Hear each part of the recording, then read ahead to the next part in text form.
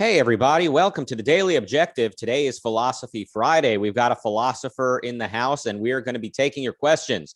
We've got a few questions left over from the last Ask Me Anything that we did. So we're going to get to those. Please super chat your questions ASAP so we can make sure to get to them, and hit that join button to become a member of the channel. Oh, this just in. Kindred Amy has become a member. Welcome to the channel. And now let's welcome also the guy, you've heard, you've read, and you can't believe he's actually here. And here's my challenge to everyone. Ask a question that you already know the answer to, just so he can give his answer and diminish your confidence when you see the depth with which he can address the issue. It's Jason Rheins. Hi, how are you? Decent. All right, so I guess we can jump right into this. We got already some questions. Michael, last time with $5, asked, he said, and this was about abortion because we were broadcasting shortly after the Roe v. Wade overturning. He asked, with the adoption argument, both men and women will still be forced into being biological parents. In my opinion, he goes on, this would still decrease happiness. Okay, it's less of a question, more of an statement. And how do you respond to what he's saying? I guess in terms of, is he speaking in essentials? Is he any thoughts? I mean, I need to sort of hear more. But like, I mean, if the argument is, hey, you shouldn't demand to be able to have an abortion because you don't have to raise the child, you can give it up for adoption. I would say I wouldn't approach this in a utilitarian fashion where I said, what's the greatest happiness for the greatest number? Will this piss more people off than it will please? It could be that 80% of the country was evangelical Christian and wanted to take away women's rights, and they were, and the number of women it negatively impacted and other people who cared about it was smaller, and net happiness, however you measure that, would go up, but it would still be a violation of rights. So I look at this as an issue of rights, and here I would say there are two rights that are sort of being ignored by the adoption argument. One is a woman has a right to her body and what she does with it. She has the right to say, I don't want to bring this fetus to biological maturity. Whether it's viable or not, any of those things, I don't have to, for 9 months or however long, bear this. I just don't, right? Secondly, even if you say, well, you can put it up for adoption, like, I have the right to choose to not have to go through with that. What if I don't want to go through the process of putting a child up for adoption? What if I don't want to worry for 30 years or 20 years or however long if the child that I didn't want looks me up, finds me, manages to get the records unsealed and comes to me and is like, why did you give me up? And it's like, you were never part of my life plan. Some legislature made me, biologically forced me to have a forced pregnancy. It's nothing against you. I'm sure you're a lovely person and I don't begrudge you your existence, except I didn't want to be the one to do it. What if I don't want the hassle of that uncomfortable conversation? That alone is enough to say, like, you have a right to the liberty to manage your life in those respects, the right to the pursuit of happiness, which means the right to pursue your values within the domain of not violating anyone else's rights.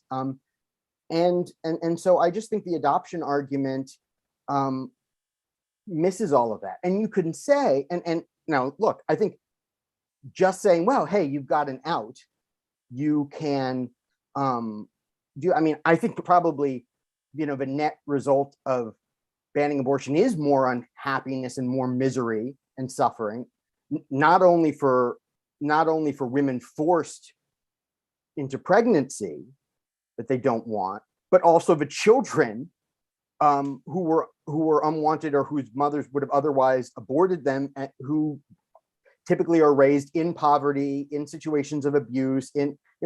There will be, I think, more net misery.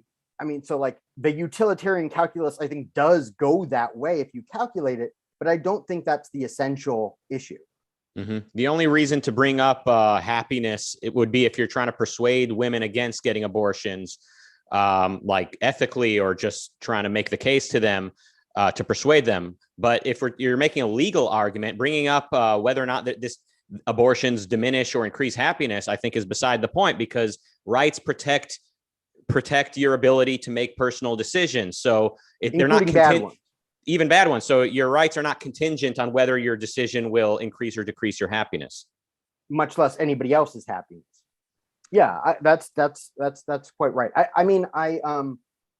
It's not so a woman's own happiness is not sort of irrelevant to this, insofar as the necessities for human flourishing and happiness ground our rights, right? So like, I can't pursue happiness, I can't live as a rational being if you don't let me control my life to the extent that is physically possible in our day and age of our technology and so on. And so when you tell me I can't decide if I will be a mother or not, I can't decide what will be done with my body, I can't decide if I'm going to have somebody who might look me up or not 30 years from now. When you do all of those things, whether it will in the end make me or anybody else happy or not, you undercut the grounds for the possibility of rational beings achieving their lives and thus hopefully, not always, but hopefully sometimes, often, happiness. Luke asked, why can't someone else's life not be my standard of value? Why can't someone else's life not be my standard of value? Why can someone else's life be my standard of value? Is it, can someone else's life be my standard of value? He might have made a typo, but I think his question is, so let why me not? first say, neither your life nor someone else's life is in the objectivist view, at least, is your standard of value.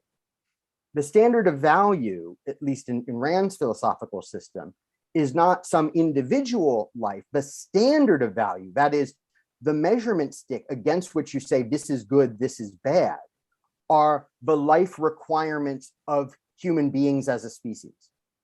Man qua man, as she puts it. So that is your standard. Standard is what works in general for human beings. And this is relevant.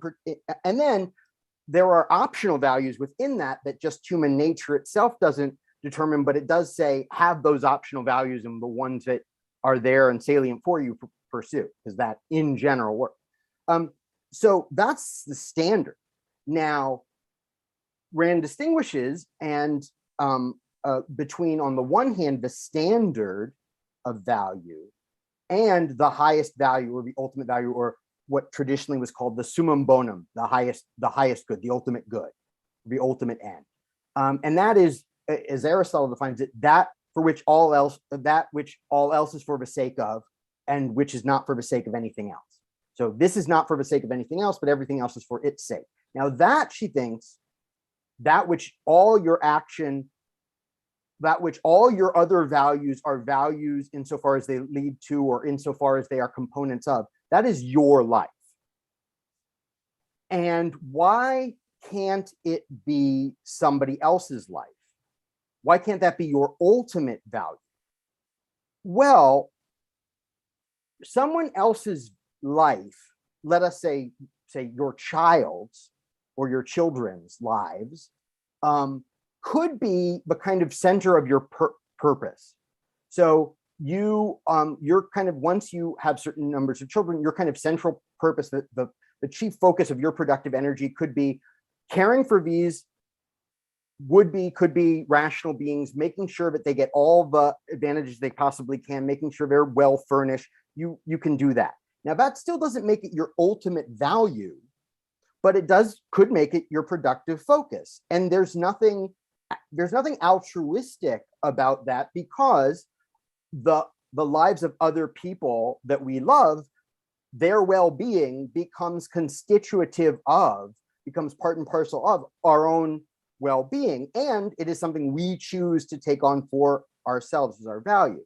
But even in those cases, I would say it still ought to be the case that their lives and taking care of their lives, or taking care of your romantic partner or your best friend, there is a sense in which you act for their sake, or which is to say that it becomes a kind of the kind of immediate or proximate goal of your actions. And in terms of your motivation, or your reasoning process, you don't stop and go, well, would this also do this for me?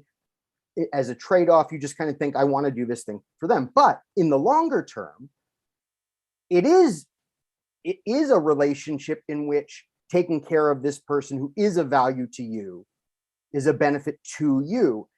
And it ought to be that, and the kind of proof of that love ought not to be truly selfless is to imagine, I mean, well, this isn't the proof, but this is a good intuition pump, if you will. Imagine, say, a romantic partner or, a parent or something saying to their beloved person, I do all of this for you. And they say, but it makes you happy being in this, seeing me happy. And they go, no, it doesn't, make me more or less happy, but I just do it for you. That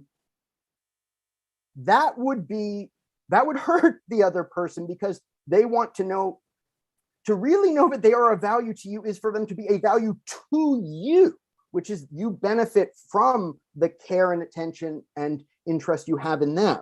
So I think all that is just to say that even I think in cases where another human being, like a child, particularly a child, could be kind of like your become your purpose.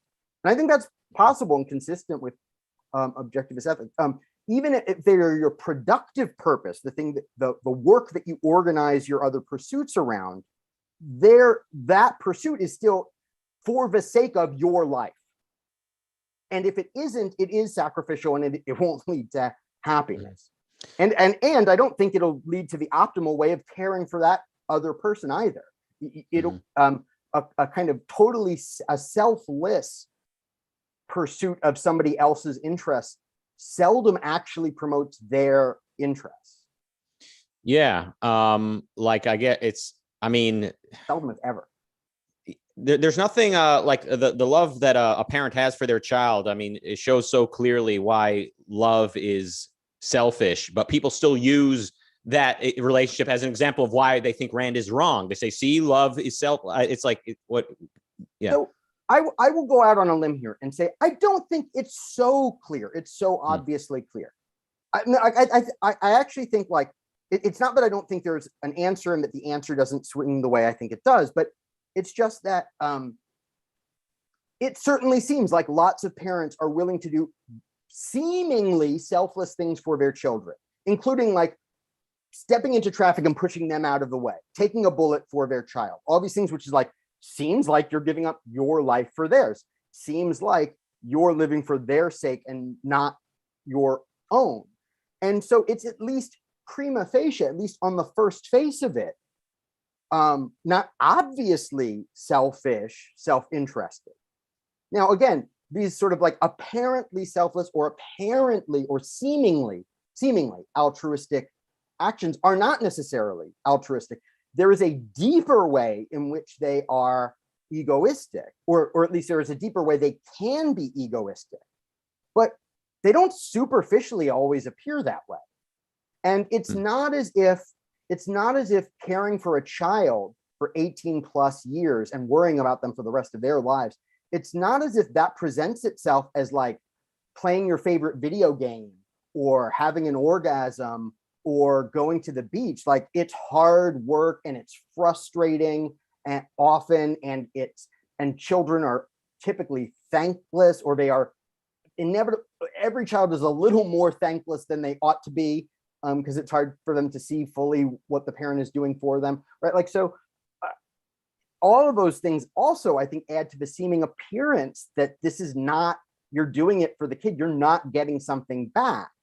But I think if you ask really loving parents whose answers aren't sort of overly shaped by a prior philosophical assumption that they ought to be altruistic, this ought to be altruistic. If they don't already have that hang up, I think they will tell you how, they might not say how pleasant it is to raise this child, but they'll tell you how meaningful it is, how important it is, how much it changed their life, how much it, gives them something to care about. And to have something to care about and to have something as a focus for some or all your kind of productive efforts is part of having a good life.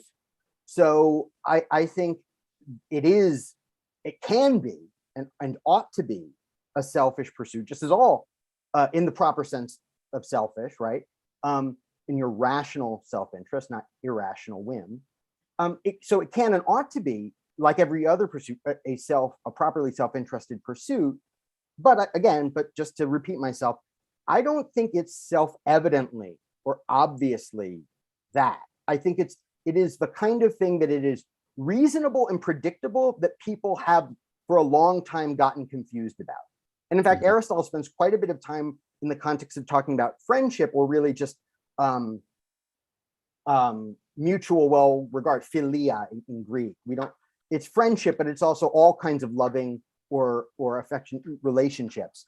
And basically saying, like, we think that a friend acts for this other person, but if the virtuous person acts for their own well-being, how do you square this? And he breaks it down, but he says, like, this is why people don't think this. This is why they think, a good friend is selfless and so on. And he thinks, like, in a superficial sense, they're right. In the deep sense, they're wrong. But it takes some untangling. It takes some what we call problem or puzzle solving, because it is a philosophical aporia, kind of initial puzzle. Like, it seems like this, but it also seems like this other thing. How do you square that? Mm-hmm.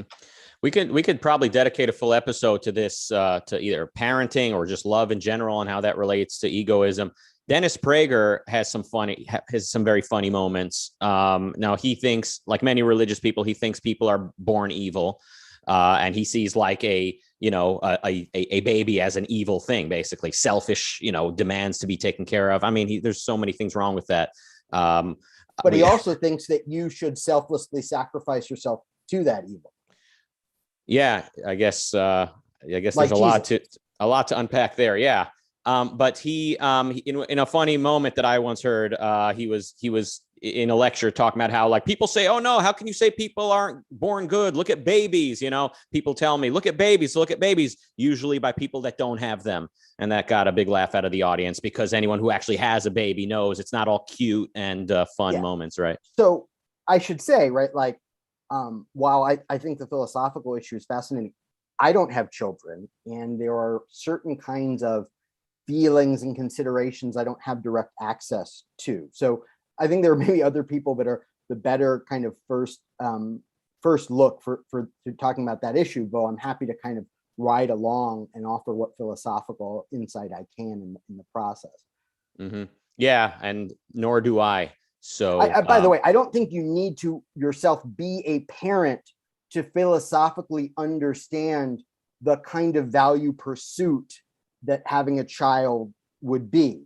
So I don't think it's like only if you are a parent can you decide if parenting is inherently altruistic or inherently egoistic. And my view is it's not inherently either, any more than any other pursuit is, but it can and ought to be the egoistic, not the altruistic, egoistic in the proper sense, rational egoism.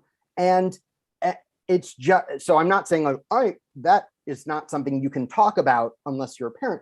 It is something you can talk about, just as a person with philosophical reflection. But there are ways in which parenting serves your sort of interest, improves your life, that like I just have to take good parents' word for, because I don't really know what it's like. I mean, I can kind of understand, I can repeat it back, but I think if I were a parent, I'd kind of get it a little bit more deeply.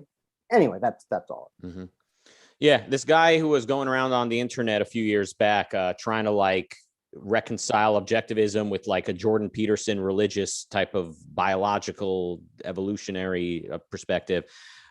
He said once, like if he, in his opinion, if Rand had a child, her philosophy would be radically different. So I think he's wrong. But I wondered if her philosophy would be any different, or if she would write about different topics, if she would have more to say maybe about certain things if she had a child. She would certainly, I mean, so what are we holding constant in this thought experiment? What of Rand sort of remains fixed so that we still call her, Mama Rand in this thought experiment? Let us say, her deepest kind of philosophical tenets, let's say something about some of her deeper values, but it's very difficult because she always wanted to be a novelist philosopher. That was first and foremost. She wanted it so much that she didn't want any sort of other major sort of productive endeavor distracting from it. And she thought, if you're going to have a child, that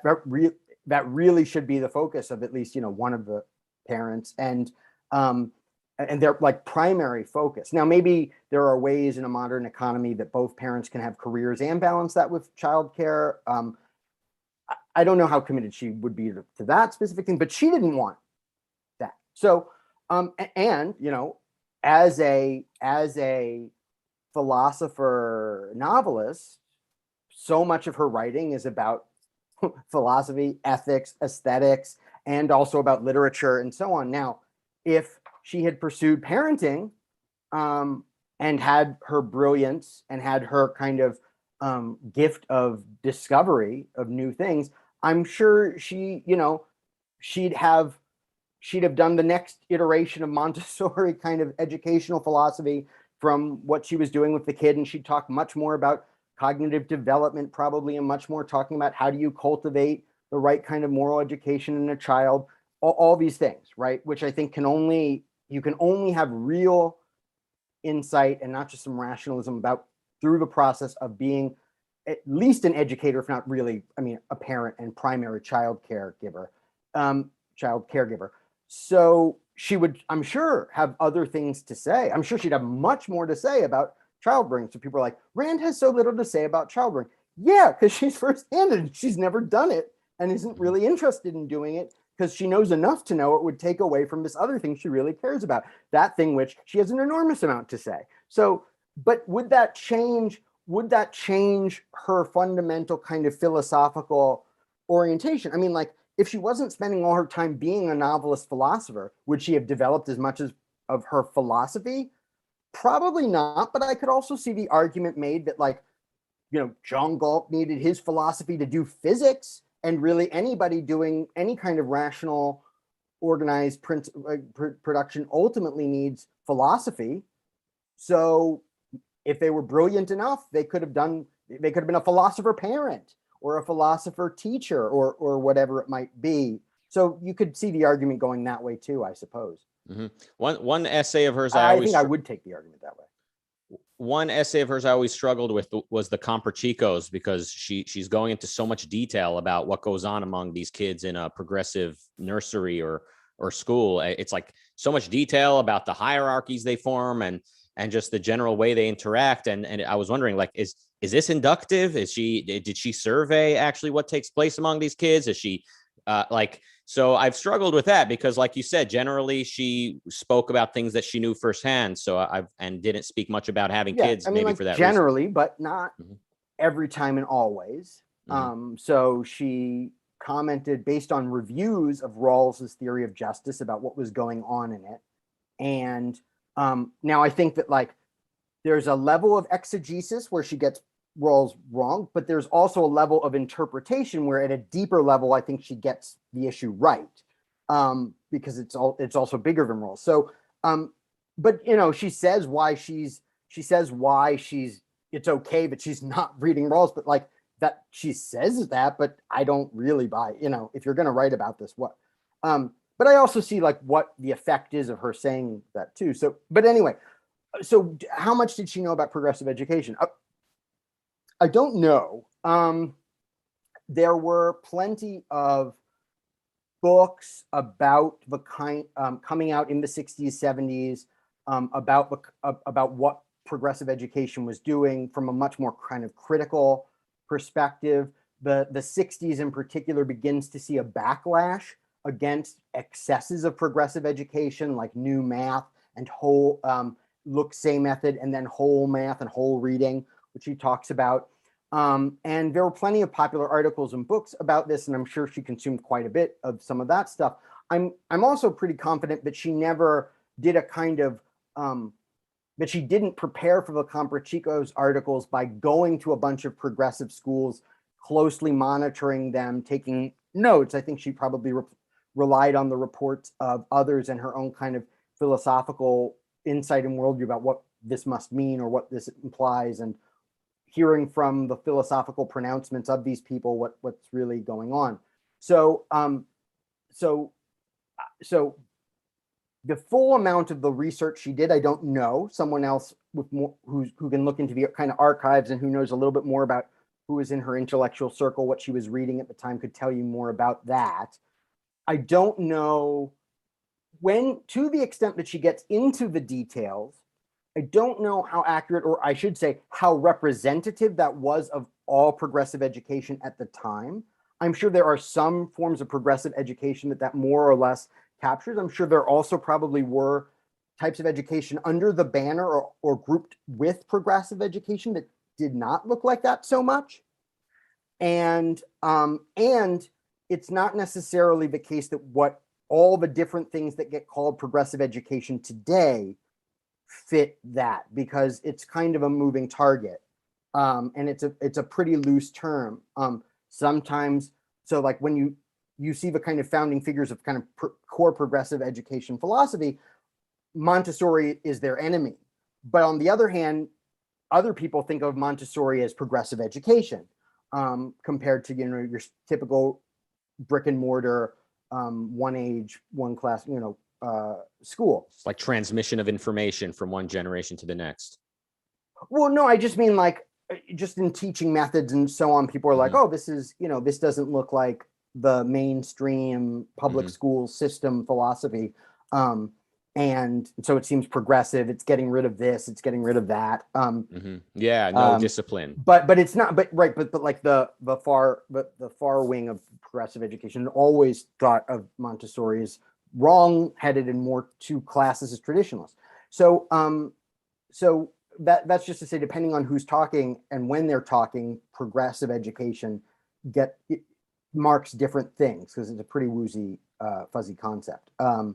Or, I mean, it perhaps need not be, but it is in practical, in the way it's used. So anyway, that's all just to say, I mean, I think it's a deeply insightful and deeply powerful and disturbing article. I think kind of rhetorically, it's one of her most powerful of her kind of commenting on contemporary culture. And I think that there are things that, like, if you go back and look at what the kind of architects of progressive education were saying in their philosophy, I think she's on to something that is deeply embedded in their thought and the kind of post-Kantian philosophy that underlies that, and that it is anti-cognitive and anti-individualistic and undermines the child. And I think but I also think like probably there were progressive educators who, at the ground level, who maybe didn't think they were doing that, but also ones who did, and so on. So, it's there's always an issue with sort of, well, no, let's leave it there. Okay, yeah, and we got more questions, so we are gonna have to try to speed it up. Also, Luke asks, does the perceptual self-evidency of the axioms not require a validation of the senses?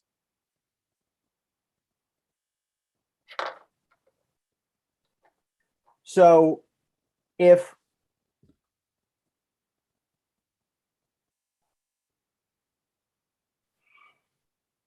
it would almost be truer to say that the validation of the senses is the self-evidency of the axioms is neither is the validation of the other. In a sense, they're the same thing from different perspectives.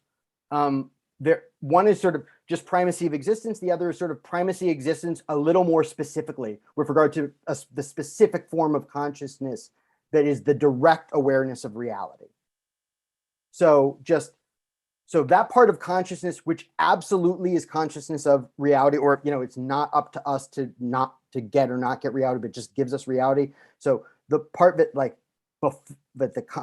the axiom of consciousness fully all the way gets and is with regard to perception. So the axiom of consciousness is interesting because it really can be sort of taken at two levels. One is just like consciousness is there and it's consciousness, not some other thing, like materialism would say. And that's true for any kind of consciousness, including hallucinations and including delusions and including, just concepts that are ill-formed or well-formed concepts in false propositions. Like, it's still consciousness. It's still thought. But then consciousness is conscious of reality, that seeing a truck is seeing the truck. Like, it's there, right?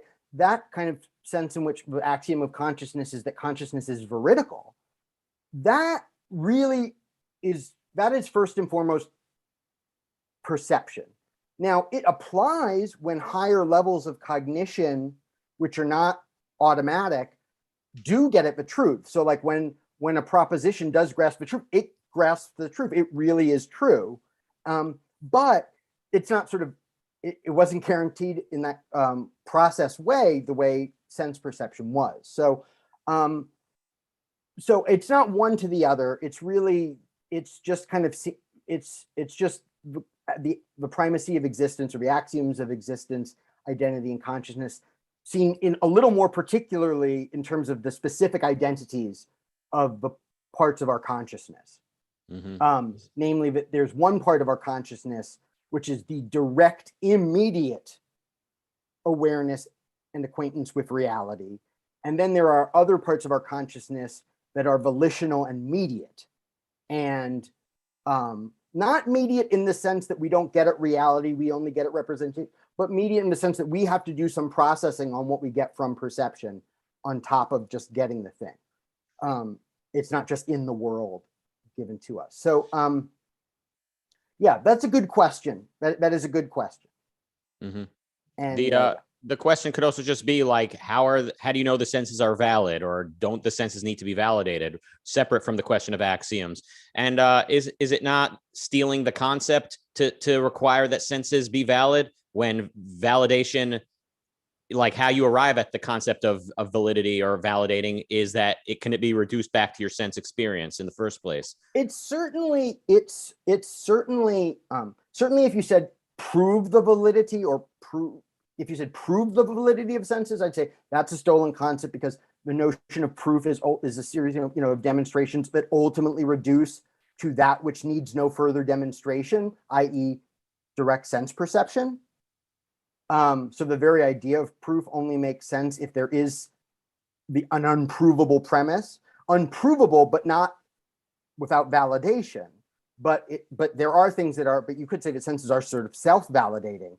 Not only is sense perception, healthy sense perception, veridical, but it presents itself as sort of veridical, in as much as the axioms are, at least implicitly, perceptually self-evident. That's all to say, like, what do I mean? I mean, when you're awake, you're not dreaming. Now, when you're dreaming, you might be mistaken and think you're awake, but then you wake up and you were dreaming. But when you are awake, not only are you seeing things, but you also know, I'm awake and seeing things. I'm not in this state where consciousness is not getting at the outer external world. Now, that's not to say, again, there could be states where you are not sense perceiving and you might think you are. You might be hallucinating. You might be dreaming. States where you are not in your right waking mind. And when you are not in your right waking mind, you are not a competent judge of whether or not you are in your right waking mind. But when you are in your right waking mind, you are a competent judge to see that you are in your right waking mind, which is to say that not only do you get the world through sense perception, you also get that you are getting the world through sense perception. At least implicitly, you get that. Mm-hmm. All right. And Josh asks, when can we say free will kicks in developmentally for children? I mean, the first day. I don't know. I mean, I don't know. I mean, look, free will is any kind of, it pertains to anything where we can expend effort to direct our consciousness and bodies in some voluntary way. As against what? As against us merely being pushed around and like not being able to do otherwise than we do. Very, very young children who can't yet speak or even sort of think seem to have sort of differences of temperament, differences of personality. Sometimes they seem to be able to get over something, sometimes not. You see them making effort, at least in the physical sense of straining. You see them trying to know things. So, I mean, that might be voluntary. Now, of course, it's not like there's anybody so evil that they don't learn first level concepts. It is so aversive to them to think that they won't even learn that. No, everybody, anyone who doesn't have some significant disability, like will learn to eventually grasp concepts in various ways. Is that because they don't have free will yet? Is it they do, but they aren't yet the kind of motives that lead to evasion? Like, there's no self-defense motive for a toddler. Like, they have nothing. There's reality. Even if reality is painful or scary, the idea of escaping it is not yet an option to them. Maybe that's the answer. I don't know. I mean, some of this is really a question not of philosophy, but of developmental psychology, with insights from philosophy about what we mean by volition. But I mean, do I think that a child who doesn't yet speak sometimes kind of makes a choice, or does something rather than not doing something, and they could have done otherwise? Yeah, I think so, probably. Mm-hmm. I first remember focusing when I was about 3, like looking at something and thinking about the fact that I'm looking at it, that I'm self-aware. Like, I remember that moment when I was about 3, and I look at that as like a moral action. Like, so do you think a child is making a moral choice when he first focuses, and some people wait till they're older, or they just don't? I should say they wait, but they just don't do it till they're older. Worthwhile to, I mean, so look, as soon as you might say, like, I mean, does anyone really hold, say, a 2-year-old or even like a 3-year-old morally responsible for anything they do? Not really. No, but why is that? But why does that matter? If I can chime in, like, well, no, because you're talking about, you mentioned as a moral thing. So, so once we talk about focus, the choice to focus, we are talking about this fundamental moral choice, right? Of the choice to think or not to think, to engage with reality or not, to manage. Yeah. So, but when we talk about, its focus, I think that's where, our concept of Rand's kind of concept of focus and the philosophy's concept of focus is built around the model of an adult human being, a full human being, which is the one that, really has to make choices, and important choices, and is in a position to be guided by philosophy and so on. And that's what, the child years are kind of building up to anyway. So if there are sort of precursors to the full level of full adult volition, and they don't exactly fit that, or they have some of the elements but not all of it, or it works a little bit differently or something, that's not a big deal, I think. Yeah, I mean, as soon as you say, like, hey, you are making an effort to deal with reality, and I think that's good. And as soon as as soon as it's the kind of thing where you can begin to sort of get feedback from the world that hey, it would be bad to not do this, and I mean, at a certain point you begin to become culpable if you're not doing that. But I suspect it's not right away, in the same way that, well, yeah. Well, okay. Something about this just sounds more like morality is about like outside evaluation. And like when I brought this up in the past to objectivists, I got similar kind of answer about like you wouldn't look at a child and say he is or isn't moral in so many cases. But my question, but if morality really is about kind of like the first-handed pursuit of values and like pursuit of your own happiness and good life, like that, wouldn't that initial act of focusing, wouldn't that be like the first sort of moral action? Like a child is focusing and staying focused and thinking and like starting to like kind of start his life. That's kind of so if you wanted to say, okay, I think I see what you're trying to get at. So look, if you wanted to say something like actively directing yourself to pursue goals, right? Like, so certainly children pursue, very, very small children pursue goals, even just by exploring their environment, seeing what they can do with their hand or so on. They are pursuing goals. Plants pursue goals. Infants pursue goals with consciousness, perceptual consciousness. And at a certain point, we might say that they pursue these certain goals when they could do otherwise. At the point at which, by giving more effort or trying or persevering through adversity, various things, right? They do more for these goals than not. But then the question about kind of part of why we're interested, a big part of we're interested in free will is part of it is, well, what is in my power? What can I do otherwise, and what can't I? And then also relatedly, if something is or isn't in my power to do otherwise, am I morally responsible? So we do often bring the lens of moral responsibility in looking at the child, in particular because it in a way gives us a sort of proxy for whether we think they could have done otherwise. So, typically it's, if we don't think you could do otherwise, we don't hold you morally responsible. Now, sometimes we don't hold you morally responsible even when you could have done otherwise, but you didn't have knowledge. You could have done otherwise, but there was a gun to your head. Right? So it's not as if every case where we don't hold you morally responsible is a case where you could not have done otherwise, but sometimes it is. And so looking at the kind of ages at which, like, we just think it would be silly to hold a child morally accountable might give us some purchase. Now, someone could say, no, it's just as much like we don't think a toddler knows right from wrong or could even understand right from wrong. You're like, okay, fair enough. That could be it too.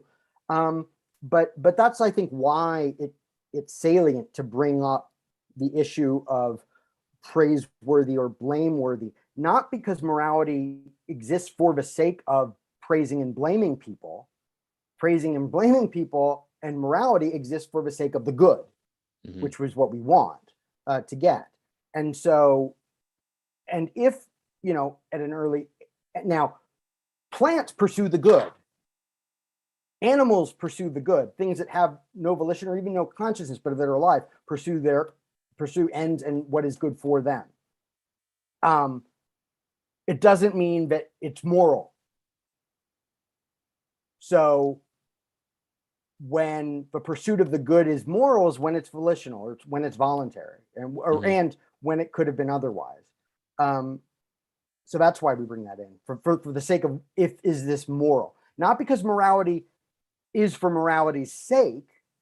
Morality is for the sake of the good, but just the pursuit of the good is not yet the moral. Okay. All right. Maybe to be continued. This is something I've thought a lot about. So maybe we could continue on this topic another time. Topic. Josh asks, what field of academic philosophy excites you the most at the moment? And he adds, when I was in the uni in the late 90s, the healthiest area was virtue ethics. Certain parts of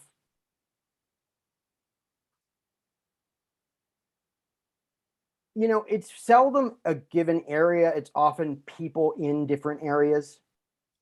I think there are certainly some really excellent historians of philosophy. in different areas. But if you're kind of doing like philosophers doing the philosophizing themselves and that being their primary focus, I think philosophy of science is a healthier discipline than metaphysics and epistemology. Just because, if for no other reason than philosophers of science have to learn about, or often are held to a standard of knowing about the science. And that's just one thing more they know about in the world and know about knowledge than just a pure analytic epistemologist. Now that doesn't mean there aren't some really bad views in philosophy of science, and it doesn't mean there aren't bad methodologies in the philosophy of science. As a relative judgment, I found philosophy of science, philosophers of science, historians of philosophy of science, so HPS and Hopos people, to be a more fruitful way of looking at metaphysical and epistemological issues than analytic metaphysics and epistemology was, or continental. I mean, so that's one personal kind of feeling. I go back and forth like with some of the virtue ethics stuff. On the one hand, there are moments where I'm like, oh, it's so refreshing from the Kantian thing, but then there are other ways in which it sometimes just seems really stuck and not willing to go to make the real big next move. And I sometimes worry like, and it never will. So I don't know, but I know a lot of people who do. I know plenty of people, philosophers who do virtue ethics, who I like their work and they're doing valuable stuff, and which is to say, I think they discover truth. It may be in the context of other false stuff, but they're making good points that I learned from. All right. We got about 10 minutes left, but no hard stop. Like there's no show coming up at the bottom of the hour. So I guess we can go a minute or two overboard, but I know we don't want to go too far. This is a 20-minute show, by the way, in its inception or conception, but we try to keep it under 60 minutes. Robert with $5 asks today, does philosophy in general and objectivism in particular have anything to say about style, grace, manners, politeness, class, elegance, decorum?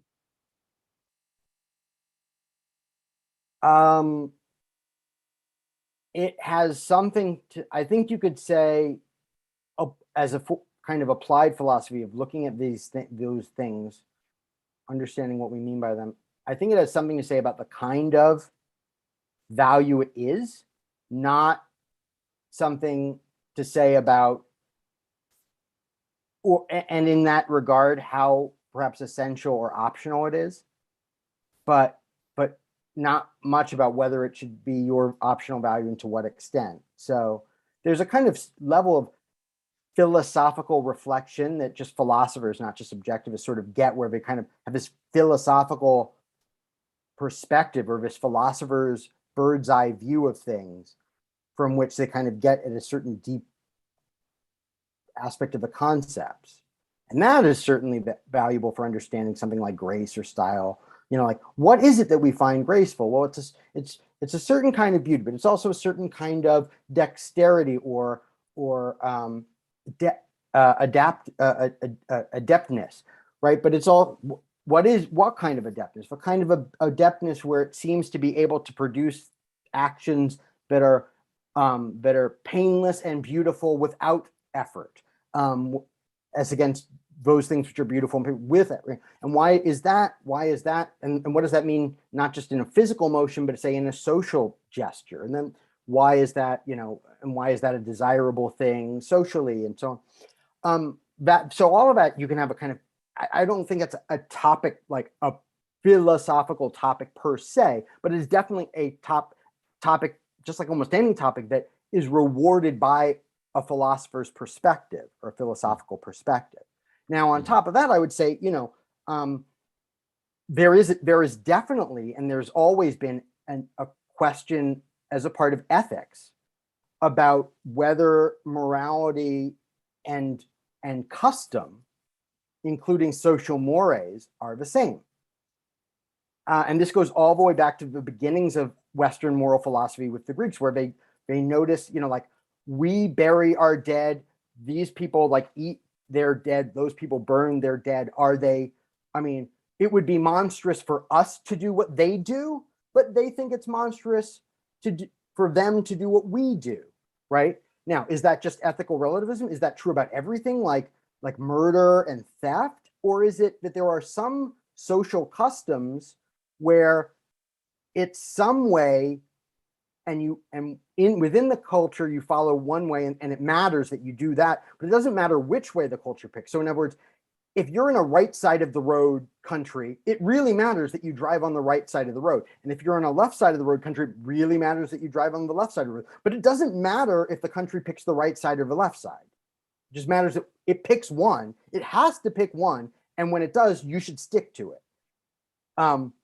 So, many of the things we call manners fall more into or fall closer to that category than they do to categories of justice and injustice, where you say that someone's bad when they're not, or you blame them for something they didn't do, or you give them credit for something that they do not deserve, or you take something away that is theirs by right, or whatever.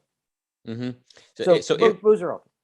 Okay. That has been a topic of more of philosophy of meta-ethics / ethics from the beginning of ethics in the Western tradition.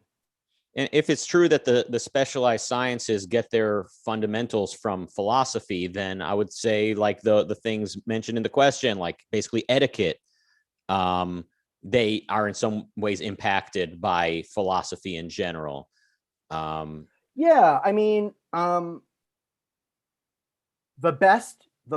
best possible science or art, I suppose, of etiquette would be one founded on a proper notion of kind of social values, right? So you could imagine a kind of etiquette. I would say most kind of etiquettes as systems or as arts are based on sort of an overly traditional and intrinsicist kind of perspective. There's also a kind of subjectivist view, which tends to run to anti-etiquette in the sense of like, this is all like, none of this stuff has to be this way. So do whatever you want. And there's nothing wrong with doing anything you want. And then presumably there's an objective sense, which is like, yeah, some of this is optional and you might not care. And maybe you shouldn't care, but here's a reason why it would be reasonable to care, at least to a certain degree. Why? Because it's for the sake of these values, and you grant that these values are things you care about. And so what would it require? What's minimal? What would be the extra mile? And what's the value of going that extra mile? Like that would be a better philosophical, ethical, social kind of philosophical grounding or framework in which to approach etiquette. And I think the one reason why people associate guides to etiquette as A, stuffy, and B, unsystematic, but just cherry picking, like you just and just dogmatic, like you just happen to like it just happens to be that there are 17 spoons. Why could there be 18 or 16? Right? Is because you grant that there's this thing and it could be otherwise, and then maybe you as an intrinsicist you go and it's just tradition to do it. And I think the best etiquette guides are the ones that say like, look, in a proper English tea serving, these things are here. Like, do you need to do that for your friends for your close friends? No, absolutely not. And but if the queen is visiting, do that, something that's a little more contextual in how it holds the value. I've always admired the way etiquette experts kind of stay in their lane. They don't comment on things outside of their purview. So Borat, the famous character, he asked an etiquette expert, he said, should I tip a prostitute? Should I give a prostitute a tip? And she goes, yeah, that's her job. Like, no, she wasn't answering whether a prostitute deserves respect or not, but just everyone who's doing their job, basically. And there was another example where like someone mailed in a question to an etiquette Q&A column asking, what should I do if I'm offered drugs at a party? And the answer was a polite yes, thank you, or no, thank you. That was kind of what I've always liked about etiquette people, is that they're focused on what actually. Well, but I mean, if they are, I mean, so when the etiquette expert, I mean, what is their expertise? They know well and perhaps better than someone else what the actual social expectations tend to be in this situation and how to realize them appropriately. Now, there are some professions where tipping would be an insult, right? There are others where not tipping is an insult and even, you know, an injustice, even if that's, you know, part of the wage that essentially the person's relying on. But I mean, part of the question of like, should I tip a prostitute is like, I imagine that like, I don't know, like what is prostitute culture? Either is it different in brothels than individual, you know, like, I don't know what's the, I imagine it actually like tipping, at least for regular customers, is quite regular. I don't actually, you know what? I have no idea. So some of it is that specific knowledge, and I don't know if they have that, but I will say that the way in which you're saying they stay in their lane, it's a little bit like the way a dictionary stays in its lane. So a dictionary doesn't try to give you the philosophical essence of something. It tries to give you the popular usage of the word. Whether that's right or not, whether that's how we really ought to conceptualize it or not, here's how people use it. And I think, you know, properly an etiquette person would say something like, this is the polite thing to do in our kind of cultural context, so as not to give offense and to show due consideration. And it might should depend it be on that way? the country. That's not my job. Right. And it might depend on the country as well. It certainly depends on the country. I mean, etiquette is, I mean, it's one of these very culturally specific things. Yeah. Okay. A couple things. We didn't get a couple questions by Nathan that we'll save for a future episode. So we'll get to that. He's asking about Heraclitus and more. So thank you, Nathan, and we'll get to you, we promise. Marilyn, thank you for the super chat. Thank you, Christopher. Thank you, Marilyn, again. And thank you, Benjamin, for your super chat. Coming up at 8 p.m. UK time, it's James Valiant, Robert Nasser, and Amy Nasser continuing their discussion on Leonard Peikoff's Keeping It Real.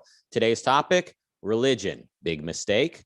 Then at 10 p.m. UK time, it's TV Talk with Mark Pellegrino, Jennifer Buoni, and Jacqueline Schumann discussing the Netflix show Inventing Anna, and they will be joined by Rozzy. Now that's a treat. Rozzy on camera on the show. This I gotta see.